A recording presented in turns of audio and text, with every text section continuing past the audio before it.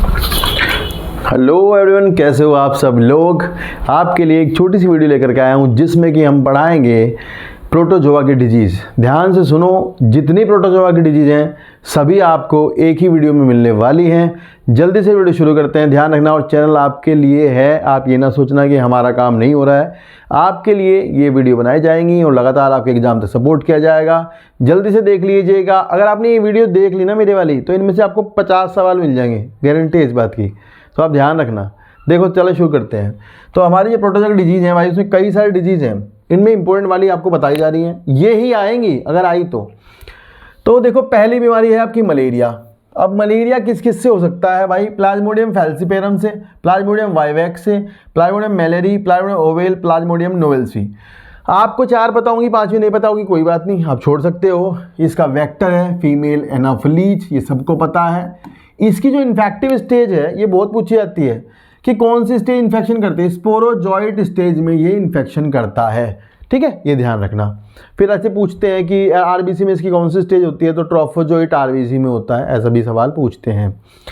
फिर आपका African sleeping sickness. बाबू देखो ध्यान से, अफ्रीकन स्लीपिंग सिकनेस आपका यानी ट्रिपेनोसोमियासिस और आपका होता है ट्रिपेनोसोमा ब्रूसी से। अगर आपका ब्रूसी है या फिर गैम्बियंस है या फिर रोडियंस है, तो आप ध्यान से देखो, ये तीनों जो हैं आपके अफ्रीकन स्लीपिंग सिकनेस करते हैं।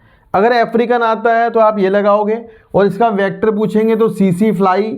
फिर ये पूछेंगे कि वेक्टर का बायोलॉजिकल नाम बताओ, तो ग्लोजीना पैल्पेलिस इसका पूरा नाम है।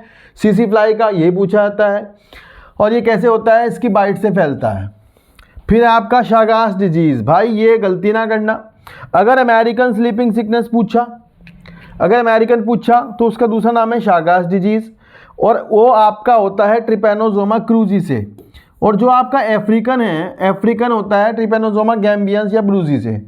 इसका जो वेक्टर है वो है ट्राइटोमा बग, ध्यान रखना, किसिंग बग भी इसको बोलते हैं। इसका vector TC fly, CC fly है।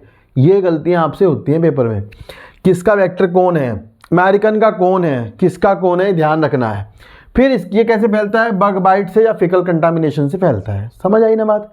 यहाँ से एक सवाल लिख के ले लो, लिख के।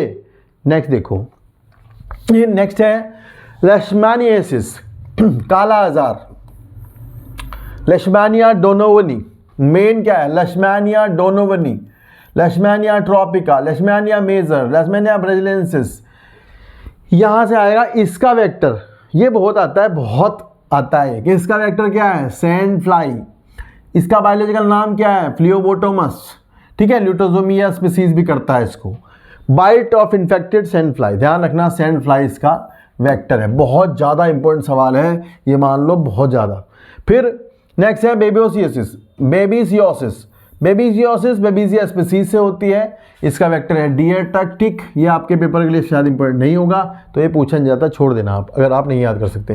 नेक्स्ट है टॉक्सोप्लाज्मोसिस। ध्यान से देखो, टॉक्सोप्लाज्मा ये वर्ड एनसीईआरटी में एड्स वाले पैराग्राफ में है, तो ये डिजीज़ इंपॉर्टेंट बन जाती है आज की तारीख में। एड्स में ये हो जाती है बहुत नॉर्मली, टॉक्सोप्लाज्मोसिस, टॉक्सोप्लाज्मा गोनैडी से होता है। नो वेक्टर, इसका कैसे ट्रांसमिशन होता है, via cat faeces, contaminated food और कंजेनाइटल ट्रांसमिशन से, ठीक है ना। ये ध्यान रखना, आप इतना ध्यान रखना, बस इतना वर्ड तो ध्यान ही रखना, कम से कम ये डिजीज़ मुझे लगता है पूछी जाएगी अब। नेक्स्ट है अमीबोइसिस, अमीबोइक डाइसेंट्री। ये होती है एंटामीबा हिस्टोलाइटिका से। ये भी आपका क्या है, प्रोटोजोआ है, यूनिसेलुलर यूकैरियोट है। ये आपका कैसे फैलता है, फीकल ओरल रूट से फैलता है। कंटामिनेटेड फूड और वाटर इंजेक्शन ये इससे फैलता है, इस बात को ध्यान रखना।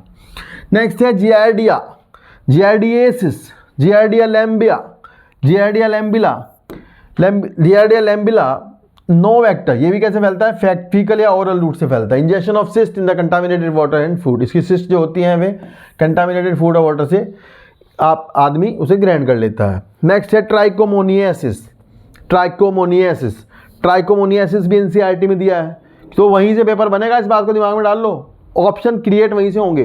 ट्राइकोमोनियासिस ट्राइकोमोनास वेजाइनलिस से सेक्सुअली ट्रांसमिटेड डिजीज है, इस बात का सवाल पूछा जाएगा, डायरेक्ट सेक्सुअल कॉन्टैक्ट से फैलती है।